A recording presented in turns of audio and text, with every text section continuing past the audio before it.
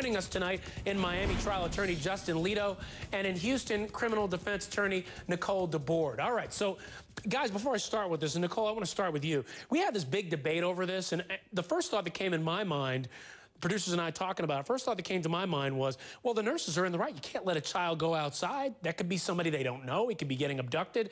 But now I hear that other nurses had let him go out.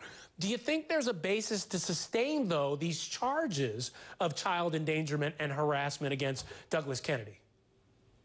Well, I think the child endangerment charge is a little more difficult for the prosecution, but harassment and potentially assault is a real possibility because there was no emergency. I mean, if there was, the reality is that other nurses told him that he could take this child outside.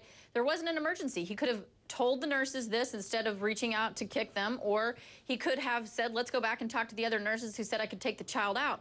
And the hospital has a real interest in making sure that whatever their policies and procedures for a patient leaving the hospital are followed.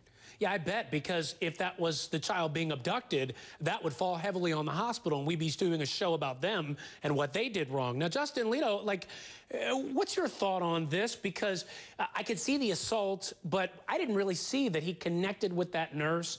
They're saying all these things. Do you think charges can be sustained in this case against him?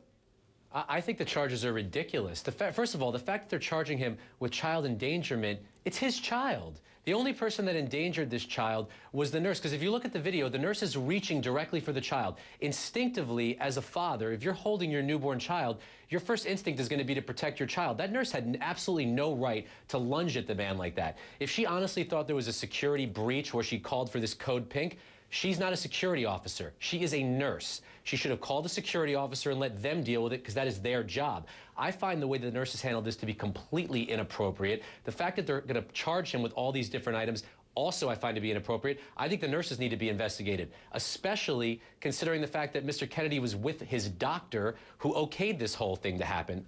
I think it's nonsense. And what surprises me about that part of it is the doctor came out and said, no, Mr. Kennedy was in the right, and he works for the hospital. So the hospital had a totally different statement. But Justin, here's where the endangerment comes. This is in January, right? We're in New York. Now, I don't know if you've been in New York in January.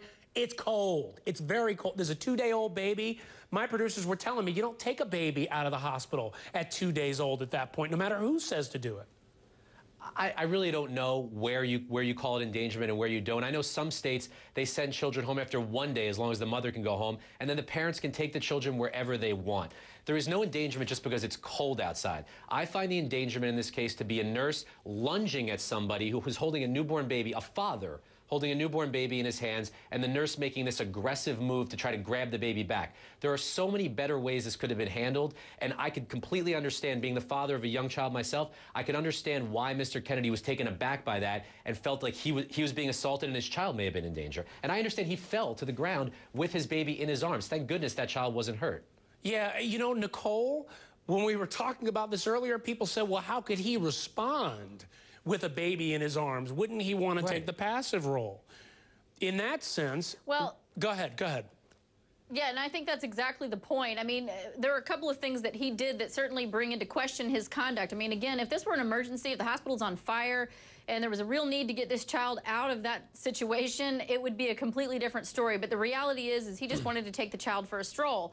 And in doing so, he, if the nurse's story is correct, ends up prying her arm off of a door, which places her in a position to react, which very well could have caused the child to be in a risky position. But what about Justin's point about calling security, though? Why not just call security? Hey, security, somebody's taking the child out of the hospital. Security runs out and does their job. What about that part?